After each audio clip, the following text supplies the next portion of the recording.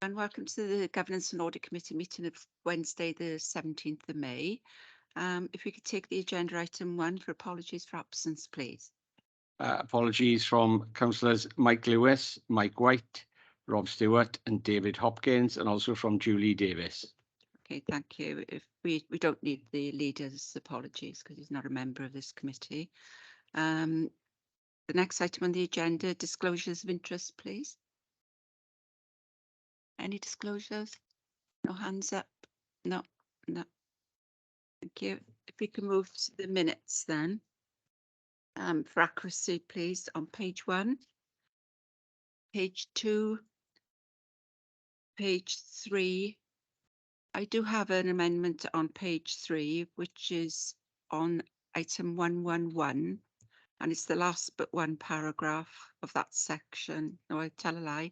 It's 1, 2, 3. It's the 5th paragraph.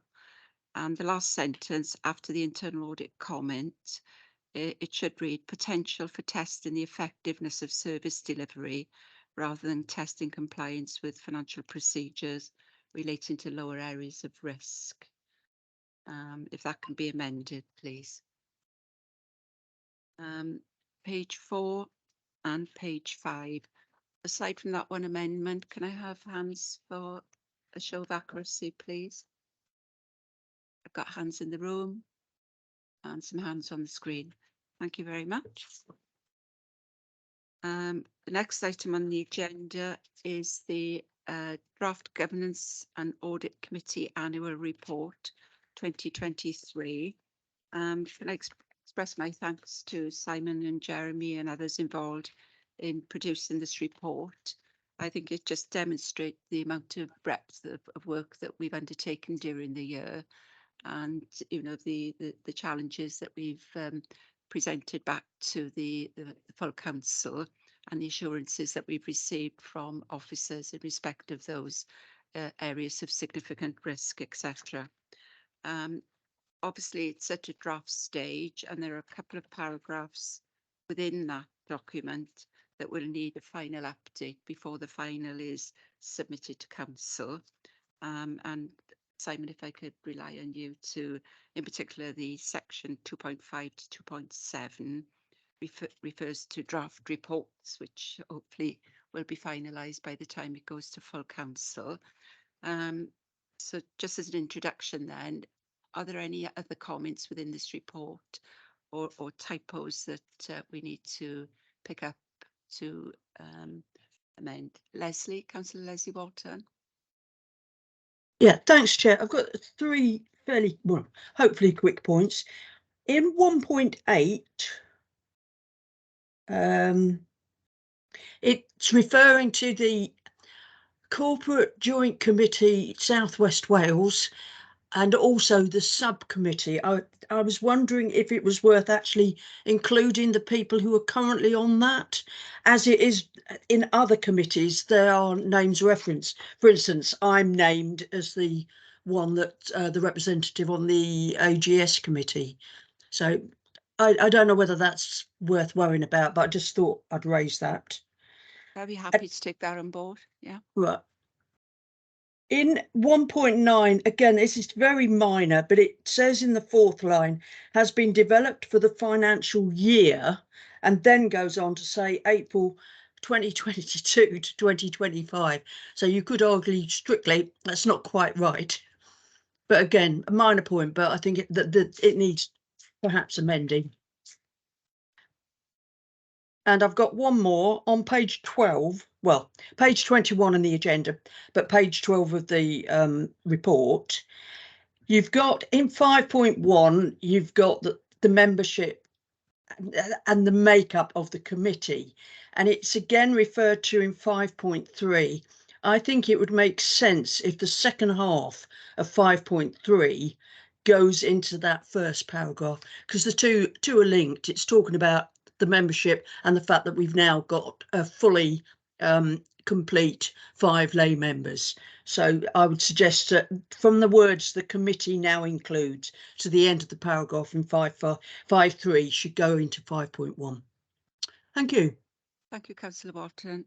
And there's in 5.4 as well, I think the figure 12 should be a figure 11. 11 meetings. Bill Sharman. Oh, sorry. Thank you, Chair. Hopefully you can hear me loud and clear. Similar to Councillor Leslie Walton, I've just got three fairly straightforward points to raise. I'll start with 1.9, which I know was referred to by Leslie also. At the end of that, it says the strategy was launched during 2022. My understanding is the strategy was approved by Cabinet in October 22, and arrangements have been made for the rollout of the strategy. So maybe that could just be expanded to make that clearer. And the next item there is, yes, in 1.19, that's on page 14 of our agenda. It says the council has continued to face significant challenges during 2023. However, Audit Wales has confirmed at March meeting that they intend to issue a qualified opinion. I think it would be useful to just expand paragraph 119 to just explain the nature of those significant challenges, because my reading is that those will relate to the financial statements and in particular the reconciliation of reserves, which I know occupied a lot of finance time during that year. I wouldn't want necessarily that to have a wider read unless that was intended, because significant challenges could mean all kinds of things. But I expect that that is relating to the accounts production. And then finally, yes, right at the very end, 3.25, which is on page 18, it's talking about the committee receiving a report on counter fraud in December 23. So we may well receive one later in the year, but that should be 22 is when we actually received for that period. Okay. Thank you, Chair. Thank you very much, Phil. I've got some more hands up. And I'll come back to the room now. Thank you, Chair. I think Mr. Sharman is right. In relation to 119, it would be misleading to leave it as is. I think they're two separate matters. I think the reference to challenges continuing in 22-23 is the general financial pressure that all public bodies are under. It is not related in itself to the 22-23 accounts. It just so happens that obviously the accounts were finally signed off pleasingly with an unqualified opinion very late in the year, but I think there is a danger that wider readers could misunderstand what that means. I don't think the auditors are expressing any opinion at this stage on difficulties with the 22-23 accounts closure and production process, but it's right that you, Chair, flag a general concern about the pressures that we are under as a workforce and in terms of the real terms financial pressures that all public bodies are under. So I think that one is absolutely right. That should probably be split into two to avoid any risk of anyone conflating it. Generally, the minor points that both Councillor Walton and Mr. Sharman have picked up, I think, are right in terms of referencing plural years and such like. But I think that was the most important one from my point of view, and I thank Mr. Sharman for drawing our attention to it. I think that would aid wider readership. Thank you. Thank you, Ben. Alan. Yeah, it's just a minor point, Chair. 1.9 again on page 12. I think it might be just a typographical error. Line 9, it's got delivery A successful. Should it be delivering A successful? Yes. Or delivery of A? I take. Yeah. Yeah, thank you. Yeah. Any other hands, Dave? Yeah, thanks, Joe. Just on section 6.1, it was just really just to reflect, is there an update on that 6-weekly arrangement going to see you? But that's been actually finalised. Yeah. Can you answer? Yeah, that's going to be agreed to council tomorrow. Or it's been reported to council diary. So it will be 6 weeks starting from the 14th of June. Okay. Thank you very much. Any other hands? not in the room, not on the screen. Okay, then if we can, if I can ask Simon, if you could take forward and make those changes. And then once those changes are made, then obviously it's to go onwards then to the full council. But if you want me to check it before it goes to council after those changes are made, happy to do so. I'll make the changes, Chair, and distribute it to the committee members for final review, and then I'll go to council later on in the year. Thank you, Simon. Any idea when it will go to council?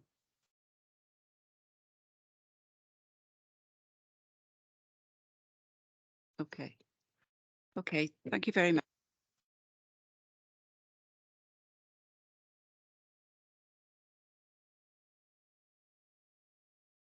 If we can move on to the next agenda item, which is the internal audit annual report. Simon, please. Yes, thank you, Chair. Good afternoon, everybody. This is the internal audit annual report, which summarises the work of the team throughout 22-23. It just summarises really much of the information that was in the quarterly report presented to committee throughout the year. Q4 monitoring report is due at the next meeting. This has been presented today as it ties into the AGS, and some of the commentary in there ties into the AGS later on in the agenda item. So this is a summary of the work done in the year to date up to the end of March, sorry.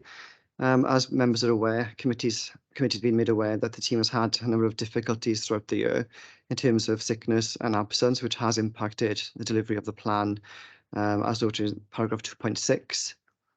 So effectively, as of the 31st of March, 61% of the audit had been completed, with a further one out as draft. So 62% of the original plan had been completed by year end. The remaining amount of audits had to be deferred, as committee members have been made aware throughout the year.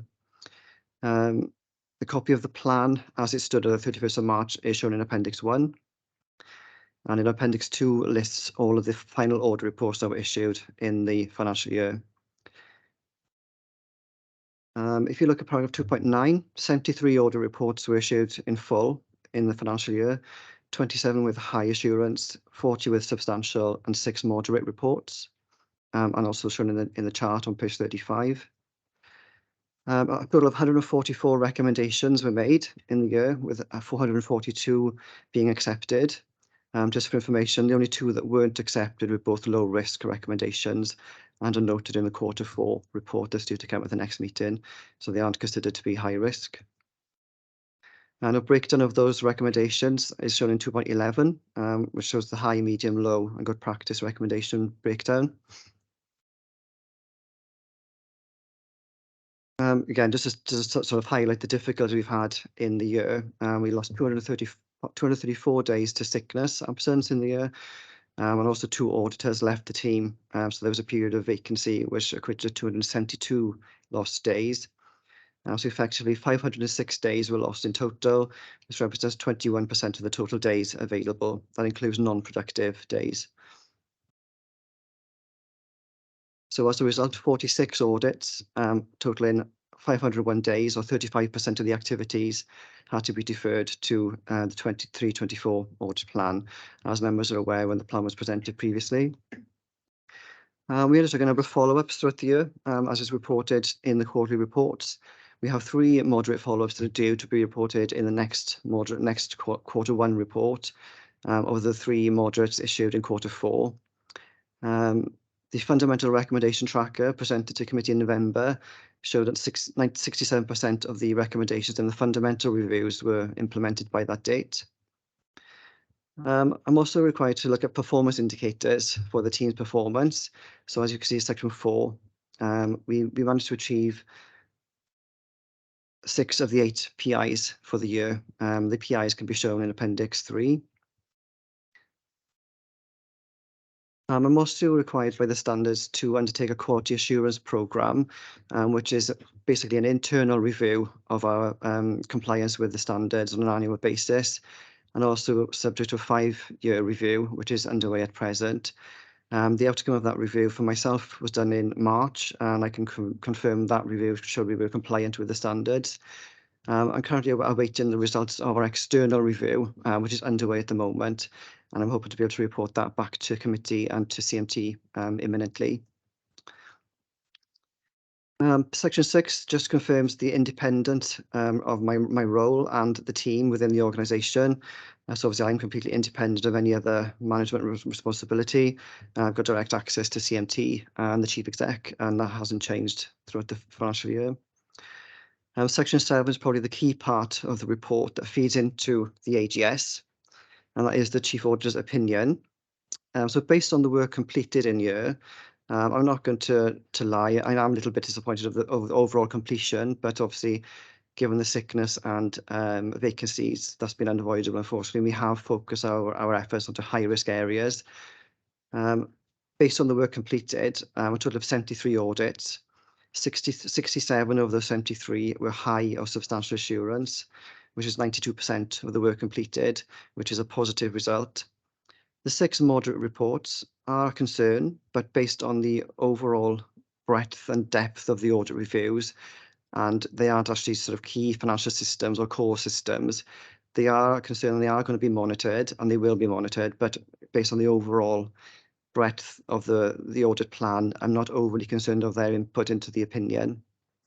But again, we will be doing follow-ups of those that haven't been completed yet. We are undertaking 3 follow-ups as we speak.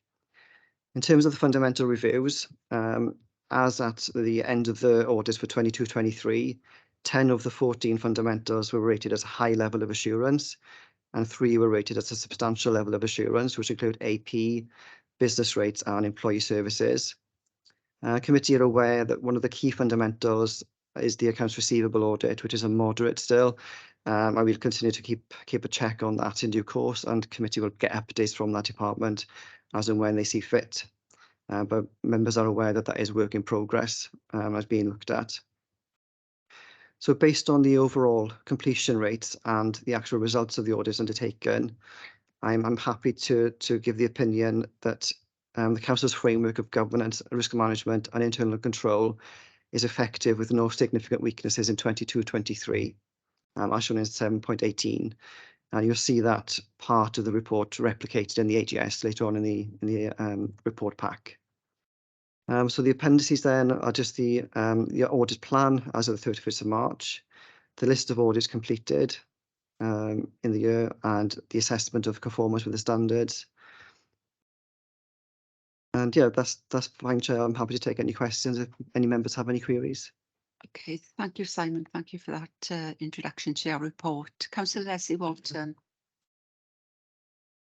Yeah, thanks, Chair. It's really just a comment, and a positive comment, in that I think since we took the decision that we would always invite officers to a meeting when we had a moderate decision, I think that has considerably helped, because I think hopefully it's helped the audit group hone in on what issues need to be looked at, because it's not, as far as I'm concerned, I'm not into browbeating people because something's not gone right. What I see is our role is to help support whatever department we're looking at, so that we can put things right. We can help do that. And I think certainly that idea, getting people to come, officers to come to meetings, I think has made a big difference. So as far as I'm concerned, it's not a case of how many moderates.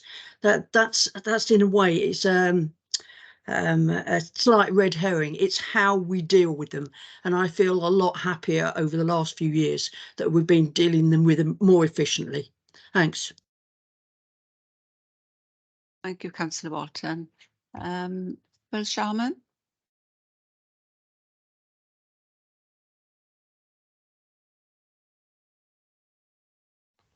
Chair, thank you. Simon, yes, this is a showpiece report. This is summarising the whole of the internal audit output for the year and distilling it down to opinion. So a very important piece of information for our duties as a governance and audit committee. So thank you for that. Simon, if I can just drill down on a couple of areas. In 2.9, you mentioned the 73 reports which were issued in the year. So I guess if I could just clarify in a little bit more detail, those 73 reports, if I understand it correctly, 14 of those relate to deferred reports from prior year, if you like, legacy reports that spilled over into this year. If you could clarify that point, because what I want to try and do is figure out how many pieces of work are relevant to this year's opinion, which is, I think, pretty key for us. And so there's the 73 reported items, of which a number relate to prior year, and you'll clarify that. Also, earlier on the report, you mentioned that there are actually 81 audit activities completed, certainly at least to draft report stage. So again, Simon, if you can clarify the second point, that is, if we're saying 81 bits of audit activity were completed from the 22-23 plan, and we then, if you like, strip out the ones that related to prior year, does that mean that you've got 31 pieces of work in draft report stage? And if that's the case, if you could explain to what extent you have or have not considered those for your opinion, that'd be really helpful. And I know you've got the appendices there, and I've been through those, and you very helpfully starred the ones that relate to prior year. But I'm just trying to tease out essentially the body of evidence you're using to go into the opinion. That'd be great. Thank you. Yeah, thanks, Phil. If I can pick up on some of the points you've raised. You can see in paragraph 2.8 of the report, I do make a note that the 14 audits from 21-22 were completed in 22-23. And primarily, that was a bit of a different year because of the complications with COVID, where we had started a number of reviews in that period, but had been delayed finalising them, particularly that end of year. It was very much a one-off situation. We don't tend to have that many audits on the go at year end. And as you'll see in this year's plan, I think there's 3 or 4 carried forward as opposed to 14 reviews. So that's the background to as to why so many were carried forward into this year's plan and finalised this year. In terms of the audit activities, the activities completed include those that aren't necessarily report issues. So we haven't issued a moderate or an opinion or a report for them. Like they would include grant certifications, any other ad hoc pieces of work that are added to the plan but don't involve a report being issued. So that's why there's more activities than audit reports issued in the year. So if you look at the appendices, for example, let's get up on the screen. There's other sort of activities on there that we wouldn't expect a report to be issued for, such as data matching, NFI, some of the other non-reported activities, as I said, like grant certifications and that sort of thing. So those are the activities, but the Appendix 2 only shows those reports we've issued with an opinion, if that makes sense, Phil. And that is what I've based my opinion on, and the other assurance work as well. But that's primarily the basis of the opinion, is the assurance levels rated for the reports issued in the year. Thank you, Simon. Chair, if I could just have a follow-up to that, be very helpful. Thanks. Yeah. So Simon, much appreciated. I do understand what you're saying. 2.8 does kind of set it out quite clearly, as you've described. So I guess my follow-up question is then, in amongst those that body of work in progress, so to speak, is there anything in there at this point in the year that would that is raising any areas of concern? So we do know that you've got 6 moderate reports and you've rationalized those as part of your opinion, and that's understood.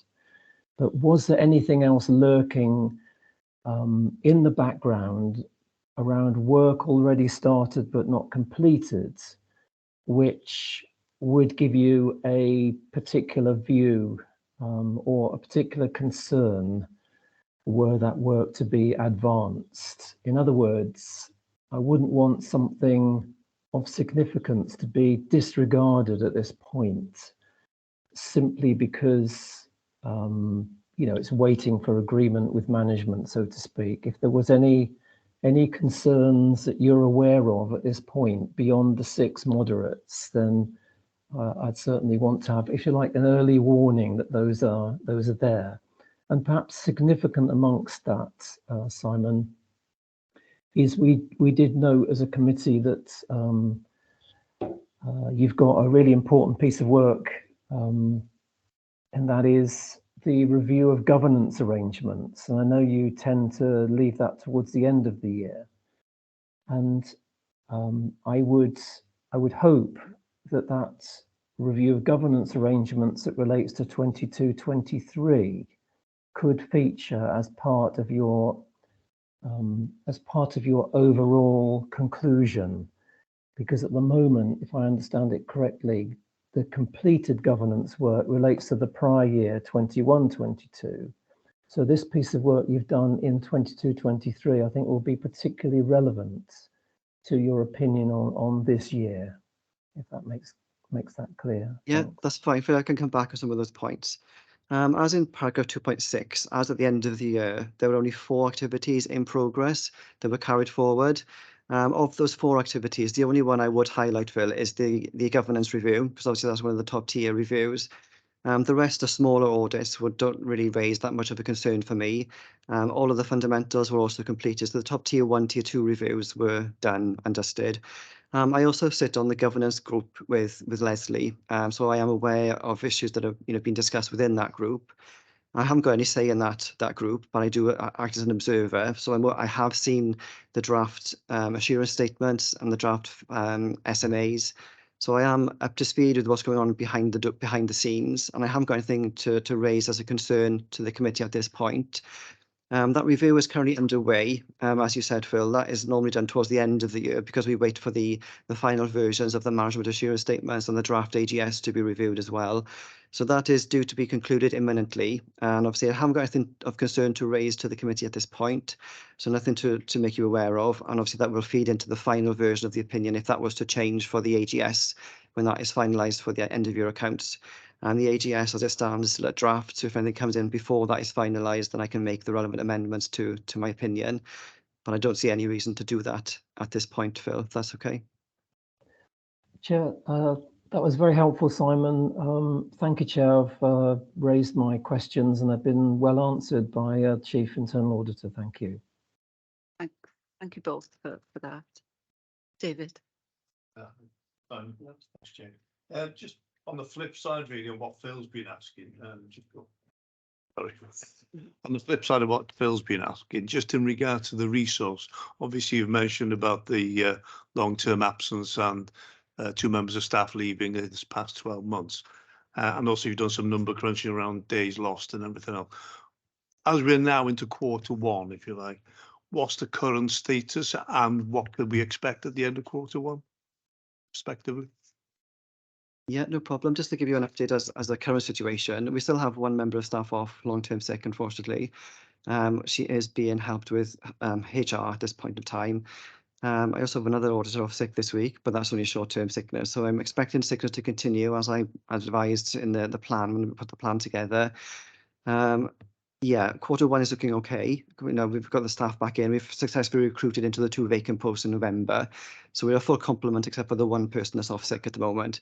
So it's not looking as bad as it's been over the last couple of quarters. But yeah, that's just an update for you in terms of where we are at the moment. Yeah. Thank you very much. Are there any other questions? I'm not seeing any hands up on the screen. No hands in the room. Again, just to reiterate what everyone else has said, Simon, it's been very challenging year for you, particularly with sickness and vacancies. But I think you've made provision anticipating that may continue for a little while into the 23-24. And hopefully that will settle down and you'll be in a more positive position at this time next year. For me, you've given an opinion based on what you've done. You don't believe there's any significant issues in the moderate reports that you've reported during the year. You've given us assurance that the corporate governance review that's in progress is not given any immediate concerns currently. And if something should pop out of the woodwork, then you've had time to notify us and to make those changes as well before the year end. So can I thank you and your team for all the work that you've done. I know it's been hard, I know it's been difficult, but you know, the committee would like to express their thanks to what you've done during the year. Yeah, thanks, Chair. Can I also express my thanks to the team as well, because it has been a challenging year for them, and they've worked really hard to get as much done as they can. So yeah, I just want to express my thanks to the team as well. Thanks. Okay, there are no more questions on that then. We're asked to review that report, note the progress that's been made, to consider the Chief Auditor's opinion, and I think we've done that. So that allows us to move on then to the next item on the agenda, which is the response to Destinations Lettings Audit Report. And I believe Sue, you're here. Welcome, Sue. Hello, If I can ask you to just take us through the update and no problem. highlight anything you wish us to know. Yeah, lovely. Thank you. Thank you for letting me come in, give you this update. We've done really well actually. So I'm really pleased because we, like Simon, resources were a bit low, but we managed to recruit somebody as well, and I think that does make a huge difference then to be able to do the monitoring side. So I'm really pleased with what we've able to achieve to date. So basically, with regards to the Mumbles Hill Caravan Park, it was about the licenses, wasn't it? So an online system has been set up, and we were really lucky that we were able to get in place before the new season start as well. All the residents start back at the end of March. So we were able to get that up and running, and the online service has been offered to all licence holders. So it's an online form, they read it through, and they tick a box, and they're able to make the payment as well. Out of the 63 licence holders, as you can see on there, 56 were quite able to use the online service, and everything went through smoothly. We were getting phone calls then from about 7, I think it was 7 of them, still requesting the licenses to be sent via postal services. And they tended to be the older residents up at the caravan park. So the team were able to do that. They were able to do that and do payment over the phone as well. So that was quite good. So the licenses were sent off, 2 copies, they'd sign them and they'd send us one back. So we've had those back, and the payments have been done on over the phone, over the telephone. But we're hoping, with the help of the staff now, that maybe we'll be able to get those licence holders through onto the online service next time. Maybe spend a bit more time with them and talk them through that service. But it's obviously worked really well, so we're really happy about that. And that was down to, as I say, new member staff starting with us at the end of October. So there's a far more resourced really for that monitoring process to be in place now, which is why we were able to produce those figures. And also at the time of the report, and still ongoing, because I checked in with Andrew yesterday, we've actually got the internal audit officer with us at the moment, going through the system as well. He hasn't been able to produce a report as yet, but I think a lot of that is down to the Oracle Fusion and the transition from the old finance system onto the new Fusion system. So Andrew was concentrating on the licenses, which we were able to show him what we've done so far, and also the invoices raised as well. So all invoices raised, and as at this week, have all been completed as well. But like I say, Andrew was unable to put that in writing yet because he's unable to check on the system. So that's my sort of the verbal report for you really in that respect. But I'm sure Andrew will produce that update as well. So I'm sure you'll have that at some point in this audience. And also the licenses, with regards to the arrears, we can agree now again with having the extra member of staff. We are going down the much more hard system of recovery, and we've had some guidance from legal in regards to that. And also because of the online system, it will flag up far more quickly. But as I say, we've had the payments in for all this time. But also that arrears that was highlighted, we can confirm that the repayment schedule is in place. It did go through the courts, so that repayment schedule is in place and is currently up to date as well. Other than that, the other thing was the positive response. The hut rentals, for instance, the huts have all been taken up as well in that respect. And I don't think there was anything else that you had any concerns with. But please, I'm open to any questions. Simon, did you want to add? I'm going to just come back on that, Chair. Obviously, the follow-up is underway at the moment with this review. There's two other follow-ups that are penciled in for Q1, which is Rechargeable Works and Western Bay Adoption Service. And the outcomes of those three follow-ups will be reported in Q1 monitoring report to committee. So the confirmation of what has been said today will be in that Q1 report for members. Thank you, Simon. Councillor Leslie Walton. Yeah, thanks, Chair. I just wanted to make a comment that I'm pleased that you're still able to deal with the 7 by post. And I mean, I'm sure, obviously, from our point of view, the more we get people to do things online, it saves a lot of time, it's more efficient, etc. But a big thing of mine is about making sure we don't miss out on those people who are not into using online system. So as long as that alternative's there, I'm more than happy. Thank you. Thank you, Councillor Walton. Councillor Jeff Jones. Yeah, I'm just going to say, you know, what a huge change really from the position before, where there were quite a lot of debt and so on actually owed to the local authority. You actually mentioned about, you know, that it's gone through the courts and so on. What is the figure that's actually outstanding, you know, that we haven't collected yet? And what was the ruling of the court? Was it that they repay over so many years? Can you just clarify, please? Yeah, there was a repayment schedule set up, and I think there was a lump sum that was paid immediately, and I think that covered nearly 50% of the actual outstanding debt. So that was something that a parent did on their behalf. So that was done straight away, and then a repayment schedule was set up, and I think it was just under I'd say 3 years. It was actually 3 years from the time, because they paid the lump sum, and then there was another payment. So it's over the course of the next couple of years now that'll be finished. But we did have a large payment paid more or less straight away once it came to light, and once the parent realised, they did pay a large sum straight away. Good, thanks very much. Okay. Hands up in the room? No hands up on the screen. Okay then, thank you, Sue, for presenting that, and well done for managing to get the additional member of staff and to be in a much better position now, as Councillor Jeff Jones have just said. Well, thank you. I think it was something that Councillor Walton said, really, just the support of the team here, and obviously Andrew and his Simon, Andrew's the auditor, has been, you know, outstanding, really. You know, without that support, it's something that we do to work as a team, really, rather than, as you say, thinking of it as something that's been, you know, stuck by a ruler sort of thing. It's actually working together, isn't it? That actually these systems can be done then, really, and you know, the finance team and everyone that came together, and legal as well, who helped us through that sort of that hard recovery process, which none of us had ever had to do before. So it was, you know, it was something like that. So yeah, so thank you all, really. Positive experience. It's positive experience. Well, yes, something that came out of it. Yeah, actually, yes, yeah. Thank you. That's good news.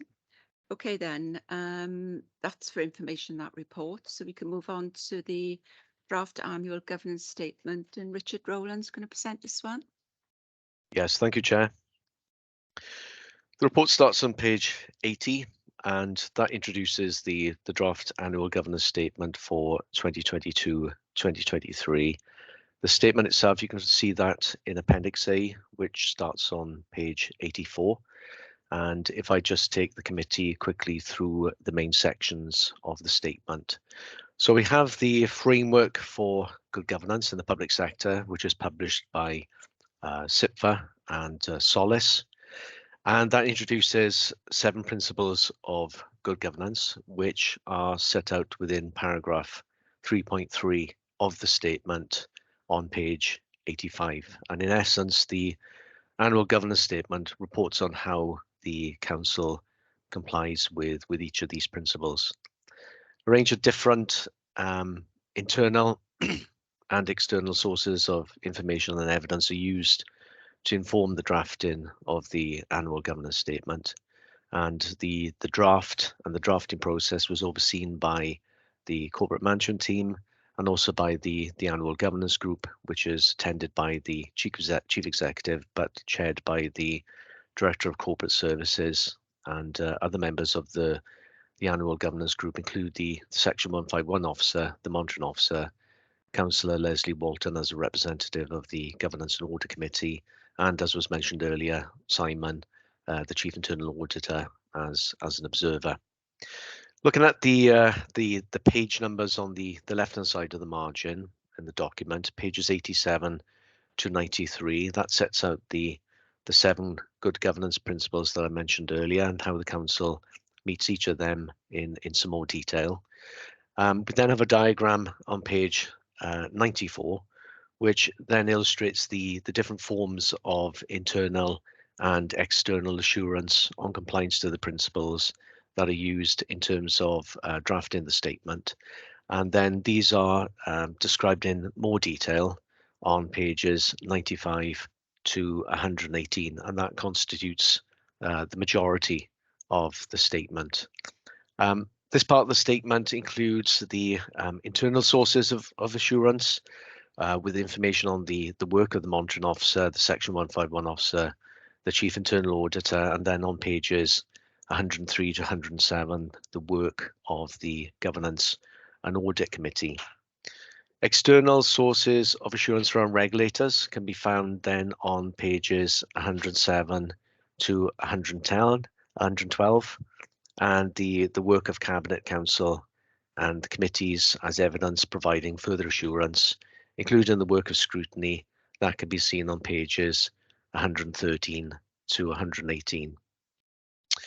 On pages 118 to 121, that provides a status update on the significant governance issues identified in last year's annual governance statement. And then finally, we have the significant governance issues identified for action during 2023-2024, which you can see on page 121. And just to conclude and make clear that this is a draft, and so there will be further updating before it's then included in the final statement of accounts, which goes to council. Thank you, Chair. Thank you, Richard. If I could open this up, but firstly, can I invite Councillor Leslie Walton to comment on how she felt that role was performed at the work group that you've attended, just to give assurance that you were satisfied with the rigour that was being applied to the population of the report. Is that okay, Leslie? Yeah, thanks, Chair. I can certainly assure the committee that the process that has been followed has been as robust as it's been in previous years. There's been a sort of slight revamp to the SMASs, which my brain has gone to sleep and I can't remember what the SMAS stands for. My apologies, but they are basically the report from each directorate of the council, and the important thing, as Richard's just pointed out, is that they highlight any significant issues that still either need addressing from the previous year or new ones that need to be looked at. And I think this has been carried out pretty thoroughly. At the first meeting, when the drafts came through, we had certain suggestions to the directorates, and I'm pleased to say all directorates who we referred to got back to us in a very prompt manner and addressed all the issues that we were concerned about. So I felt pleased about that. Just another completely not different point, but I know somebody raised quite a while ago about the actual way the report's put together. And yes, I think I agree with the comment they made. It is lengthy, it's heavyweight, but I think we've got to remember that primarily this is not a statement that goes out to the general public. It is a statement to verify the council is being as effective and efficient as it possibly can.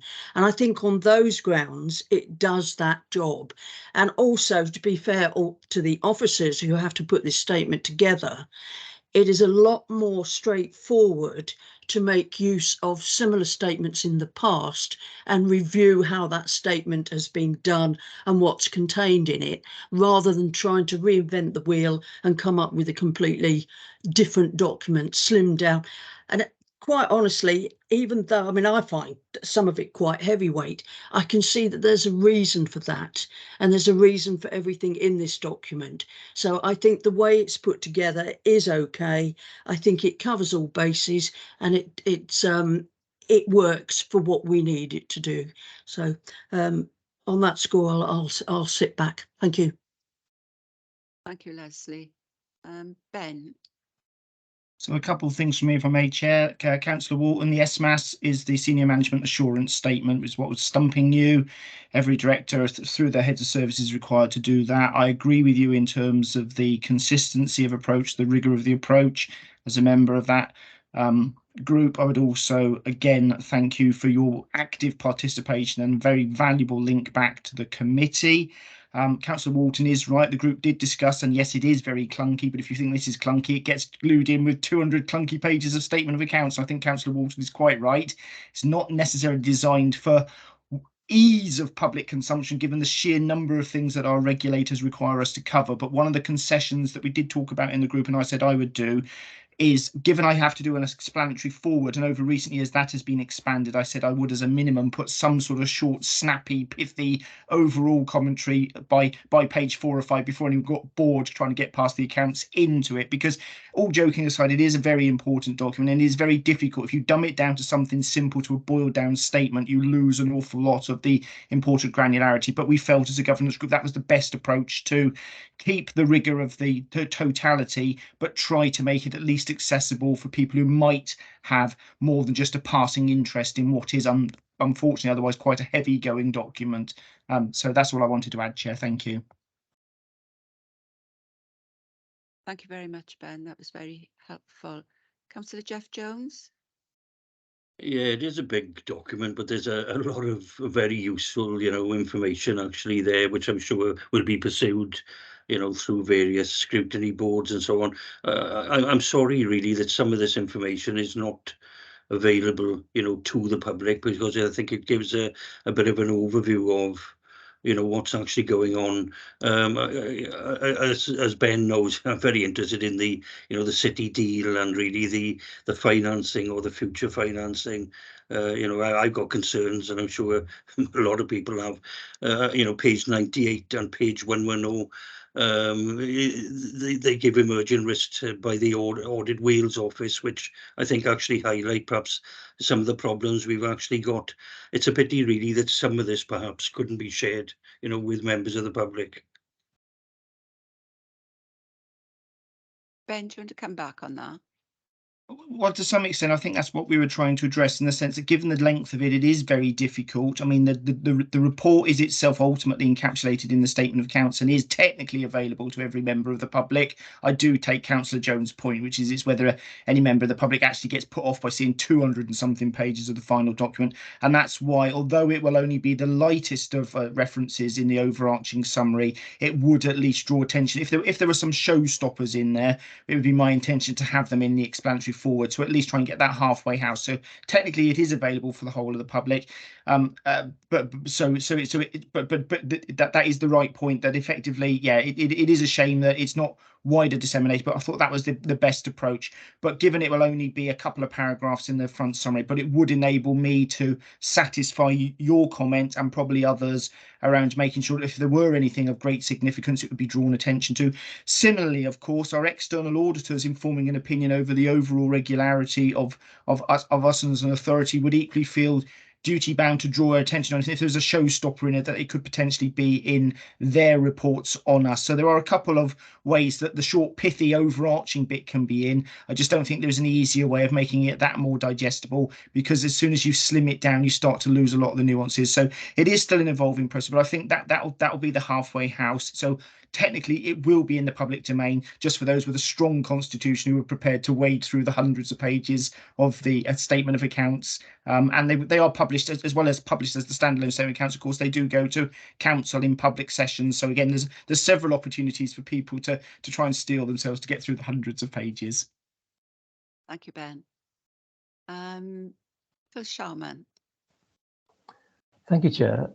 Again, like Simon's report, which indeed features in this document, a really important statement for the council to make as a matter of record for the governance arrangements for the year. And I'll just pick up a couple of things.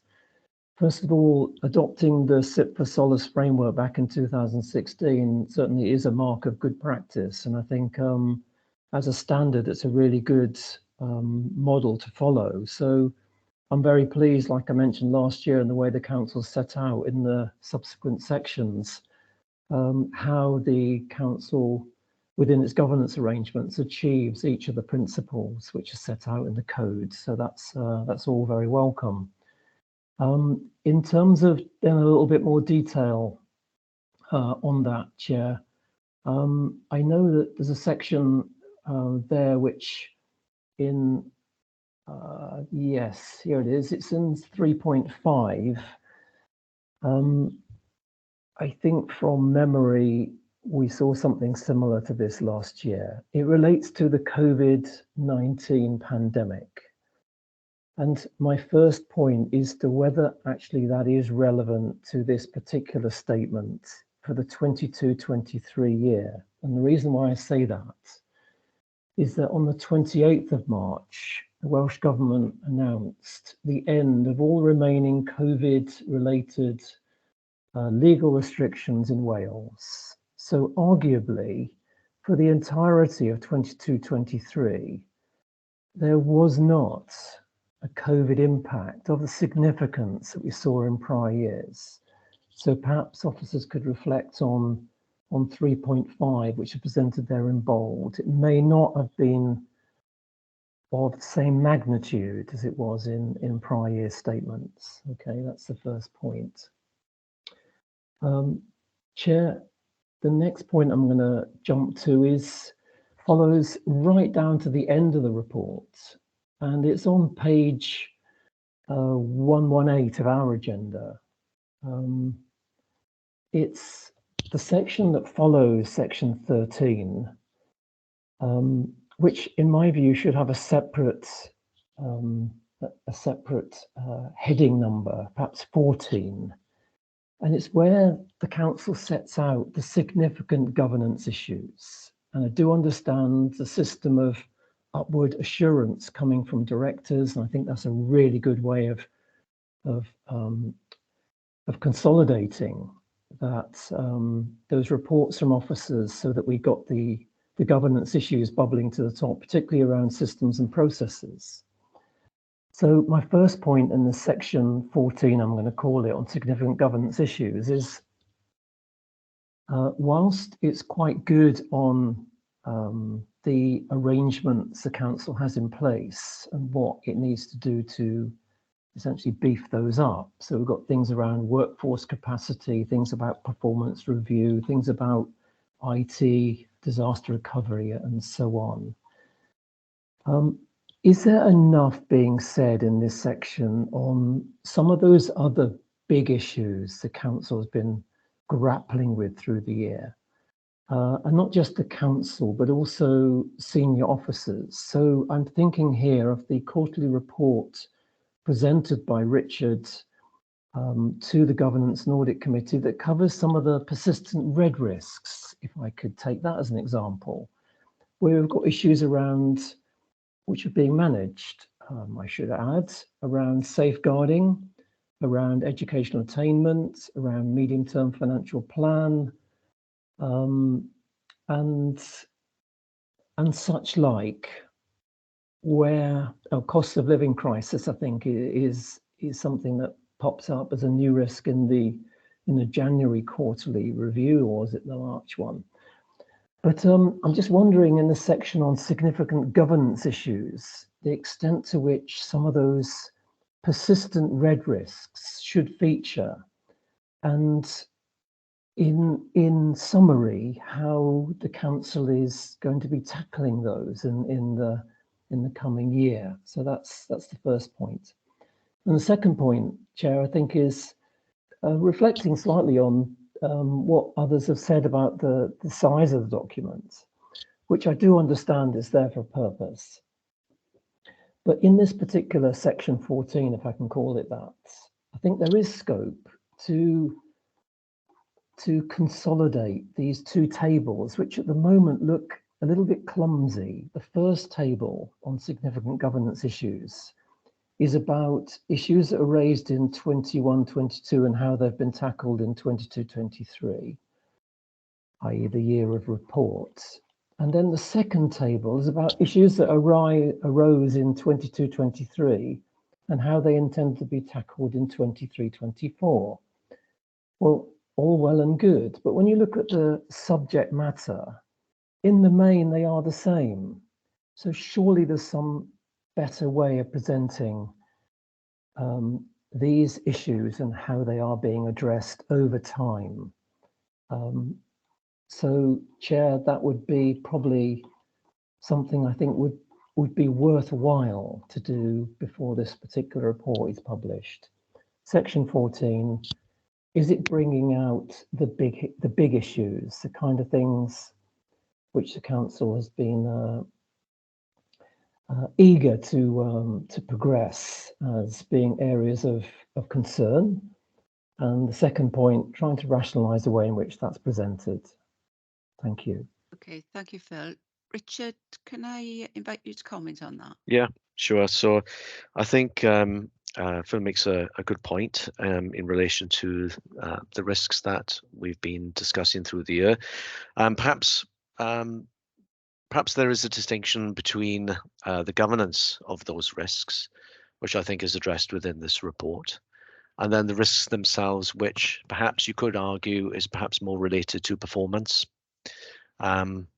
So perhaps there's a distinction there where we look at the the risks that particularly at the corporate level and also at the different levels within the council as well, and then relate them to performance in the sense that the corporate risks are all related to the key priorities which are set out within our corporate plan, and then we measure progress on that through our quarterly performance monitoring reports. And it is our ambition going forward that we incorporate risk within those performance reports, so that we have one report that covers risk and performance. So that's something that we are aiming for, and perhaps that will help address some of the issues raised by Phil in relation to that point. On the point that Phil made around the table at the end, yeah, I'm totally open to looking at that. It seems to make sense where we have similar issues being carried forward into the following years. So we'll definitely look at that. Thank you. Thank you. Ness, did you want to come in there? Thank you.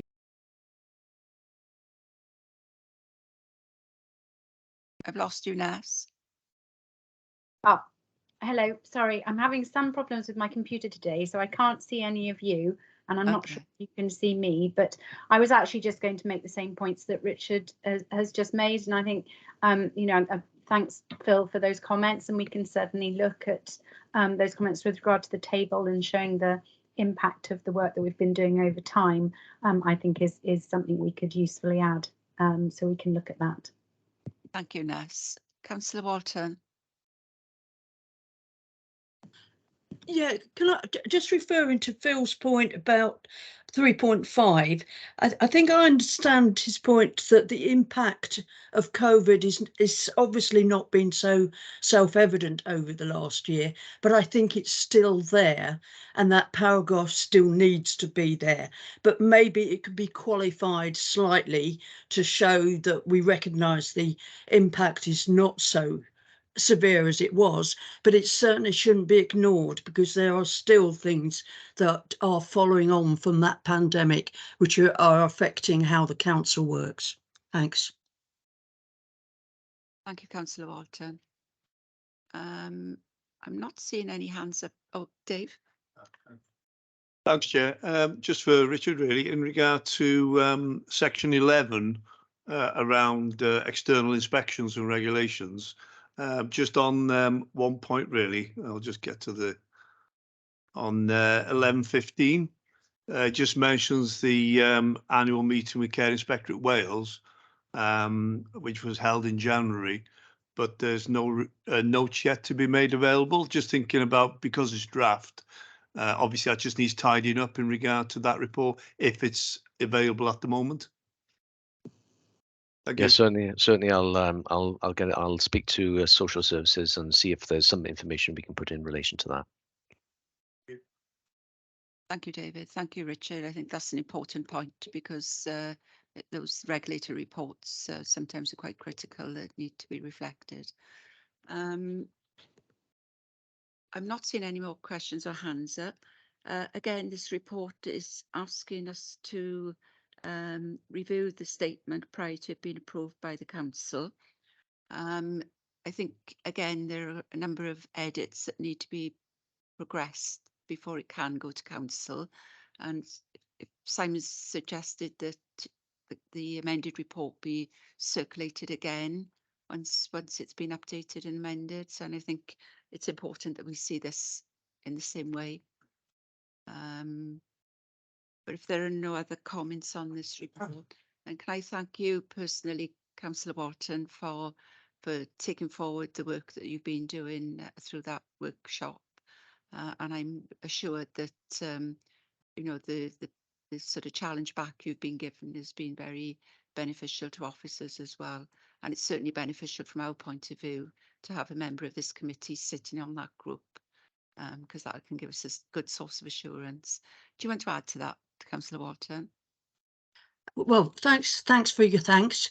And just a very quick point, I have raised this at the AGS, and that's the awful pitfall of dates.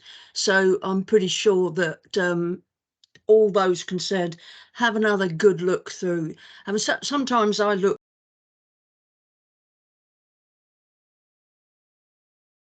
Sound's gone off. You're on mute, Leslie. Oh, right, I'll say all that again. Dates. Yeah. Can you just make sure all the dates are right? That's it. Stop. Thank you, Councillor Walton. Okay, if there are no other comments, as I say, we've been asked to consider it, which I think we've done. And if we can allow Richard to progress with the amendments, and if that could be recirculated then when they're complete prior to going to council. If we can move on to the next item, which is the self-assessment that we've all been asked to do. And thank you to Ben for collating the information as a result of that assessment. I think the response was very good.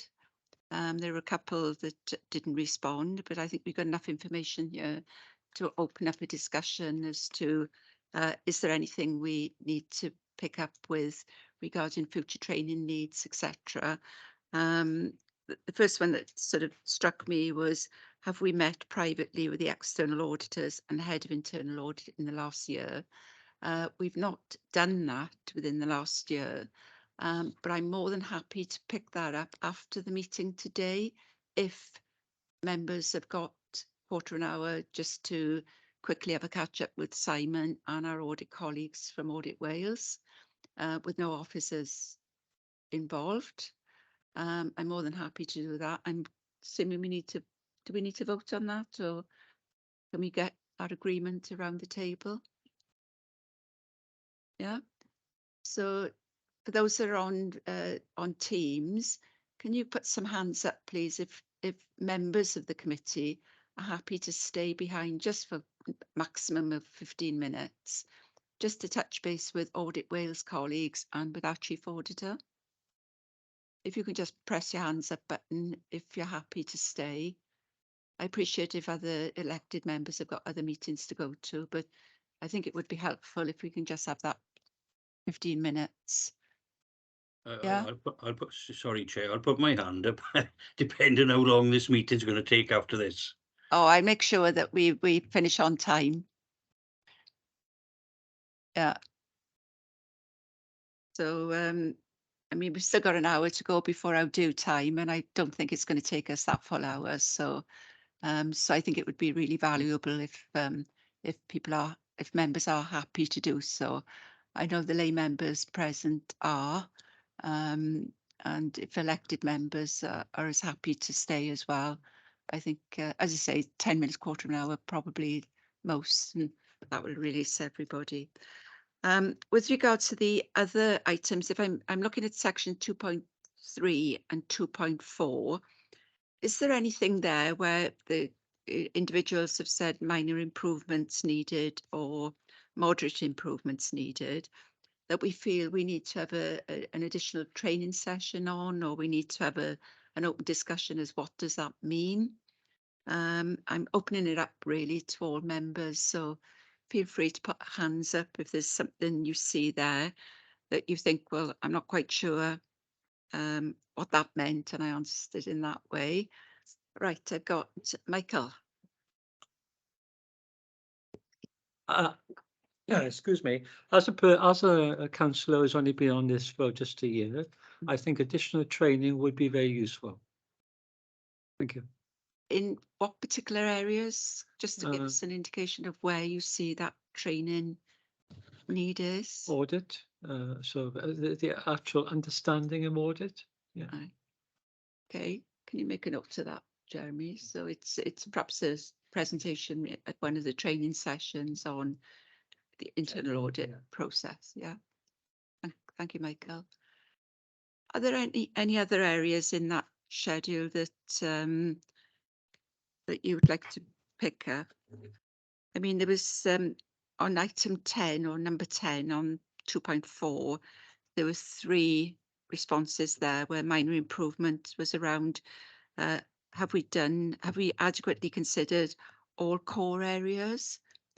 I don't know if there's anything specific that you feel we could have more exposure to on that.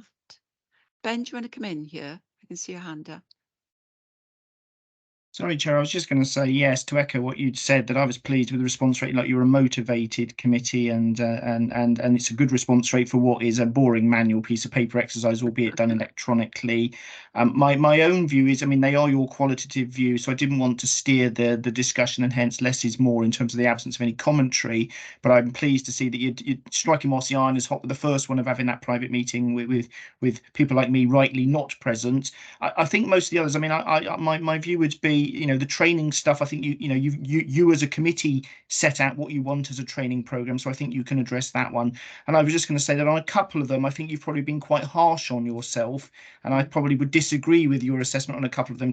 Just by way of example, where I think there were 2 responses that said, "Oh, we think we've crossed the line and taken executive decisions." My own view as the statutory officer is you are entitled to make decisions that relate to the committee business. I don't think you've taken any decisions in relation to the executive. So I think there's always a danger with some of the questions as worded as to what they mean. But I was pleased overall with the response rate, and that's all I wish to come in and comment on. But I think the training one, given the comment that's been made, you know, we do invite the committee to indicate what it would like as a training needs for the year, and we can certainly accommodate that to fit that in. But overall, I was pleased and was deliberately quiet on my council to enable members to give their views, because it is your individual views, and there's always a danger with the framing of some of these questions as to what they mean. As I say, I think you've probably been a little bit harsh on yourself on a couple of them, but equally overall, I was pleased to see that you didn't say everything was perfect. I wouldn't expect the audit committee members to do that. You know, you are rightly balanced and self-critical where there is need to do. I think the only other one I was going to draw attention to, and again,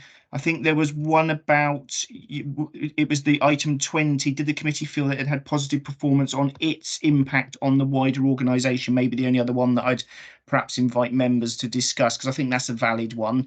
You know, you receive a lot of stuff, but what is the process? I mean, to some extent, Chair, you take a report to council, and again, it might just be that members have interpreted it different ways, but I thought that was a valid one for perhaps some consideration as to, you know, you discharge your duty, saying, what do officers and members do to add value to the council? And I think you rightly said, well, how do we prove that we've added value? And I thought that was a valid one. Maybe the only other item I'd draw attention to members to perhaps discuss before wrapping this item up. Thank you, Chair. Thank you, Ben. Any other comments on any other areas? I just looked down at item 14 at the bottom of page 128 about members being appointed to ensure that the membership is knowledgeable and skilled. I'm obviously aware of the lay member process because we've all been interviewed in that manner. I mean, the elected members, I'm not quite sure how that works, but I believe, my personal view is, we've got really good skills and we've got really good engagement from elected members. So how the appointment process works, I'm not cited of that, but I'm sure you wouldn't want to sit on this committee if you didn't think you were able to offer, sufficient input. So I don't know if any elected members have got any views on that. No. Yeah. I think, Chair, yes, I think it's been a bit of a roller coaster, yes. Yeah. Because some of the nomenclature and some of the technical data here takes a bit of getting your head around. Mm. But when we talk in terms of training, yeah, that would be it would be handy if we could get some information based on basically an understanding of the terminology that's used and the criteria that's just used to measure whether something is significant or substantial or moderate or low. It's sort of criteria like that we'd I'd like to get my head around anyway, so I get a fuller understanding then of the nature of what we're discussing in terms of audit. Yeah. Yeah. Perhaps Thank you. you can build that into the training. No, it's a valuable point. Can I just Paxton. sorry. Sorry, Joe. Go on. I was just going to say, with regards to how people are selected, I'm sure, not any councillor has got multi-skills on everything they actually do. But if you can imagine a party with a larger membership, really, than a smaller party would have perhaps a wider variety of skills. So some of the smaller number members actually in the, shall we say, the smaller parties, it's a little bit more restrictive, shall we say. Okay. Thank you, Jeff. Paxton. Thank you, Madam Chairman. I think what I say, having been on this committee now for an awful long time, how far we've come forward from those days when I first started back with this committee, and I'm sure some of the senior officers would agree with that as well. It's obviously down to the work that's been done within the committee, particularly by the two external chairmen we had. My opinion as well, for what it's worth, is the introduction of external members has brought in extensive knowledge in that we didn't have without them. I have to say that, but certainly the way this committee is working now, I think it's far more effective and far more efficient than it was many years ago. So I'm happy to see the progress. We're always get better and better. Nobody's going to argue that. And obviously there's been some suggestions here already in terms of training. We need to follow up on those and obviously take it from there, I think. That's right. Right. But thank you, Paxton, for that. The page 129, number 15, I suppose that relates to me if I've got any training needs. So I'm sure Ben and the chief exec would tell me if I'm failing in any way, and I'm sure this committee would tell me if I was failing. So I'm not quite sure if there's anything more behind that. The one that Ben's picked up is about positive feedback on performance for those interacting. I suppose maybe we do, when this evaluation the next time, we can circulate specific questions to those that have attended during the year, Ben. That's certainly an option, Chair. I mean, for this year, I just did the standard SIP for model, but I think that's perfectly reasonable. If we want to do a couple of additional qualitative questions, I think we can add some value in there. Absolutely, yeah. I mean, Simon's got a questionnaire that he uses for his post-audit comment. I mean, maybe worth us looking at that to tweak it in some way. And maybe, we can introduce that just to get feedback from those attending, just in case that's, there's something going on that we don't know about. Do audit committee recommendations have tractions with those in leadership roles? I think where we have made recommendations for improvement around reports or information flows, so I think I'm not quite sure what more we could do with that. Stop me if anyone thinks there is. I mean, Chair, I think the same. I mean, that's why I gave the advice. I think you've been a bit harsh on yourself. I mean, it's qualitative views. I think there is traction. I think you've added value in terms of making clear items, your meetings with the Chief Exec and myself to follow through on any of particular interest and concern. So again, I think you are the audit committee. I think you've been you've probably been quite hard on yourself in terms of some of the interpretation of the questions. So I couldn't think of anything particularly that you could do further in terms of evidence in the tracking, and you're calling heads of service in. It's the point that Councillor Walton made earlier, that in terms of calling people in to up the ante in terms of individual areas, and I think there is traction. So I don't think there is. I mean, it's always a danger with interpreting what these questions mean. I couldn't think of anything that I could give you officer advice to add value to that one further. I mean, not on the item 28 there, do we have an action plan to improve any areas of weakness? I mean, obviously we've identified training needs for new members around the internal audit process, the terminology and the jargon that's used as well. So I suppose that would be put into an action plan, and it'll be part of the tracker as well. So we can action that from today. And we can arrange for Simon to, to give us half an hour or whatever you think is needed to pick that up. I don't, unless there are any other sort of suggestions. Paxton? Sorry, just one thing I should have added when I was speaking earlier, and I think as far as office is concerned, I think they certainly know that this audit committee is here now and the work that we're doing, and certainly if you go around the departments, I suspect, where they know that if a report comes in which is not in the first two categories, they know they're going to have to answer to that, and I think that puts extra thinking into their minds whenever they are operating. I'm sure that's the best way to put it. So I think that as well has been a major advance as far as this committee is concerned.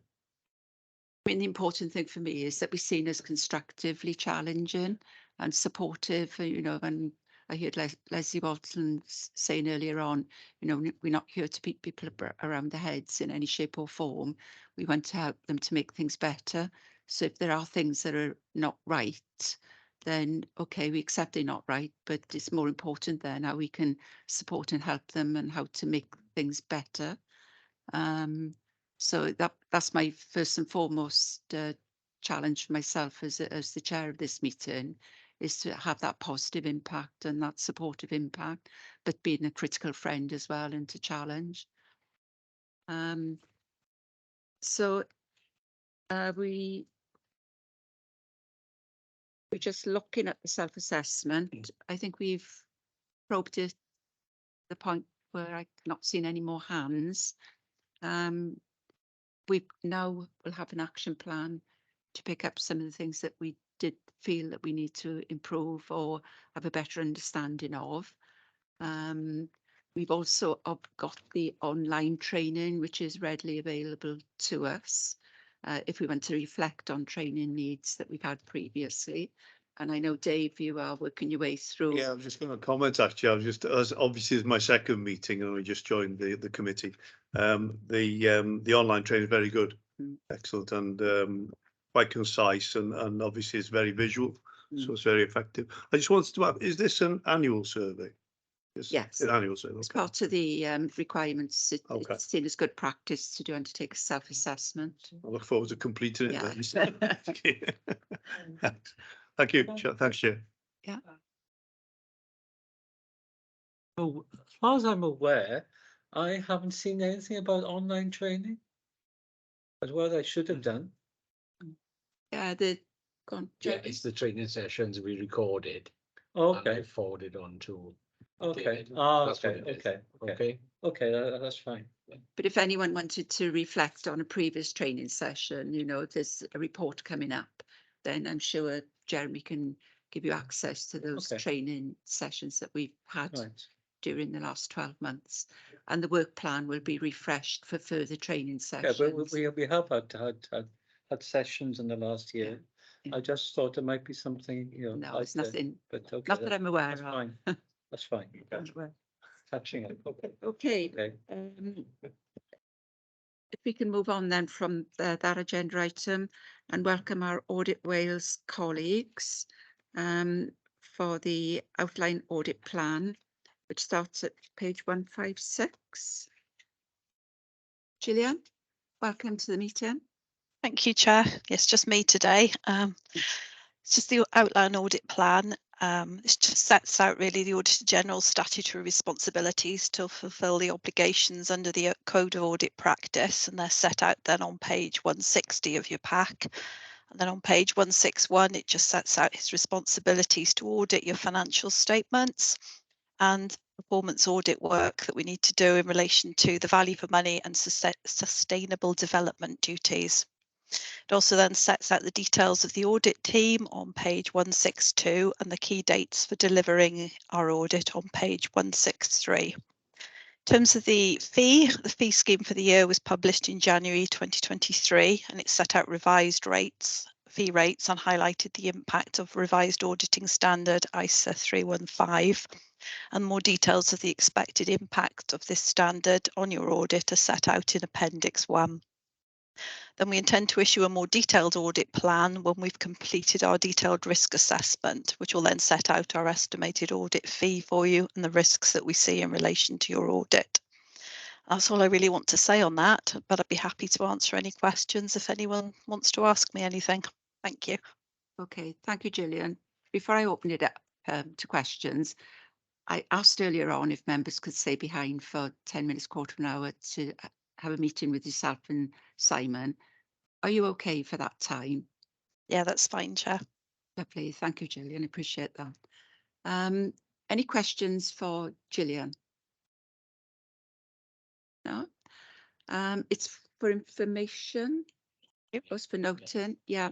Can I just ask one question? The changes to the ISA 315 and the impact. Clearly that's a lot more work for you, and it'll potentially have a lot more work for the council's officers as well. I'm particularly interested in the detailed risk identification and assessment process. Will the council have sight of what you see as the key risks as part of that work? Because as a committee, I would like to have sight of our understanding of where these significant risks lie. Significant risk will definitely be in the plan, and a number of the other sort of higher level risks that we identify will be in the audit plan. But under the standard, we are required for all material areas of the accounts to do a risk assessment on all of them in terms of inherent risks and control risks. But we won't necessarily share all of that with you, but it'll just reflect then in the work that we do.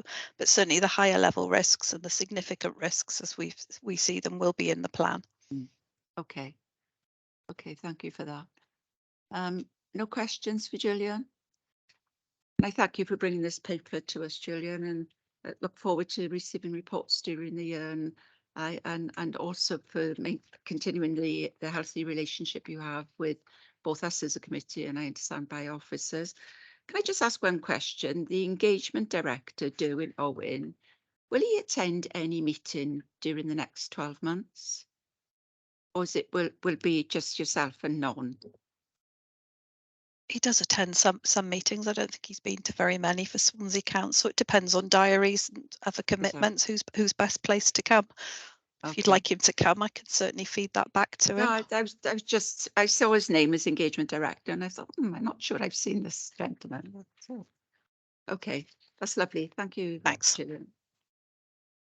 The next item on the agenda then is the action tracker. I don't know if anyone's got any comments on the tracker. I think there are a number of ongoing status items there, but they've all got dates when we do to expect the updates from officers. I've got no comments particularly on this. I'm not seeing any hands up in the room, and I'm not seeing any hands up on Teams. So if we can note, yeah. Yeah. They've all got dates in when we do to get the updates. And the final item on the agenda 11 is our work plan. And thank you, Jeremy, for populating the work plan. Obviously, this will need to be updated now to reflect the 6 weekly meetings that will potentially be approved by committee. Yeah, council that's tomorrow. on page 177 there, Chair. Appendix Yeah. 2 is the updated one So for that's the updated one next year. Yeah. for next year. Yeah. Okay.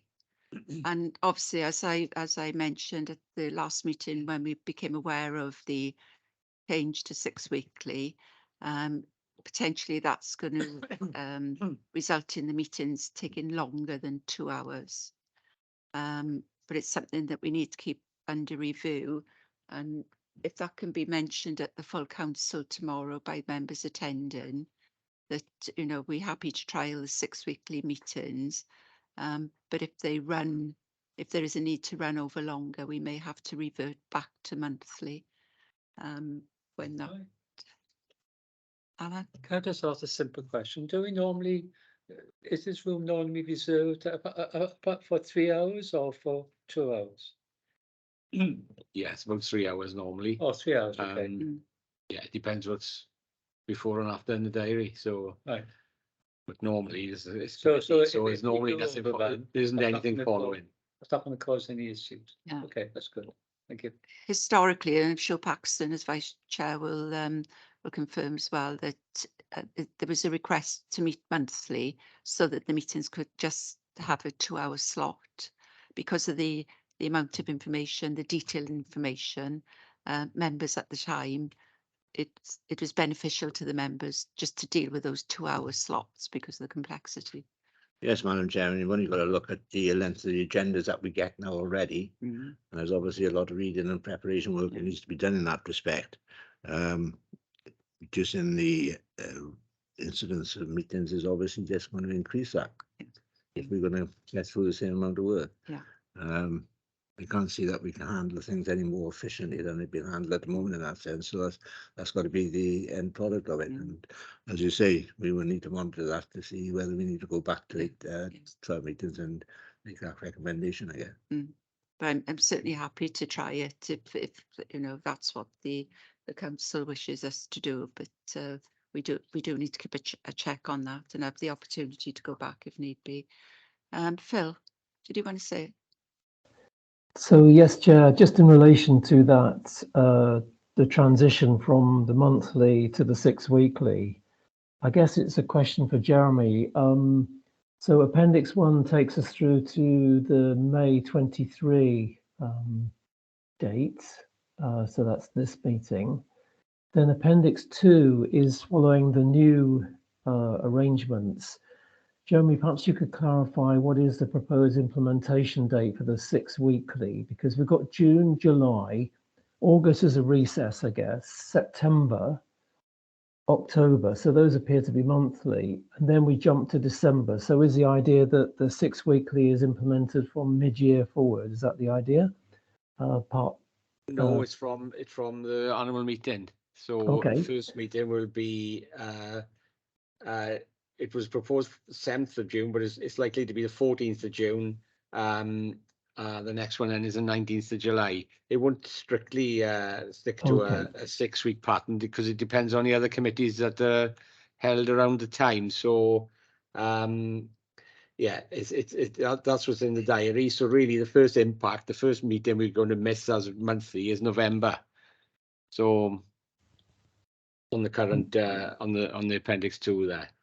Understood. No, that's very clear. And as you were trying to assemble the business for the year under the shorter program, did you find that you were able to accommodate what had been previously proposed over an 11 meeting cycle over the shorter, you know, the increased duration, you know, the lower frequency, that work?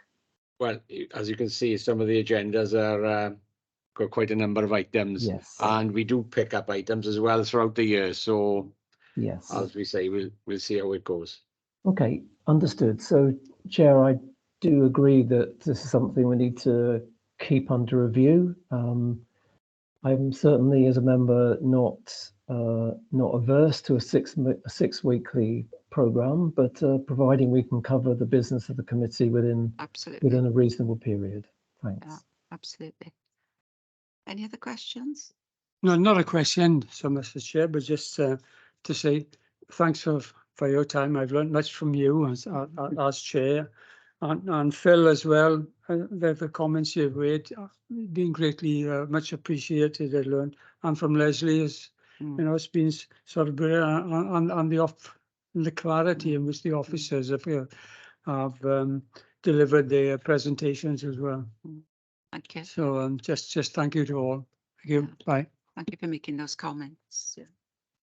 Okay, I think that concludes the meeting for today. If there are no other comments, if I could ask members to remain in the room on Teams, and for anyone that's not a member, officers of the council, if you could leave the Teams room, please. And obviously, Gillian, if you can stay with us, and Simon, if you can stay with us. Thank you, Ben.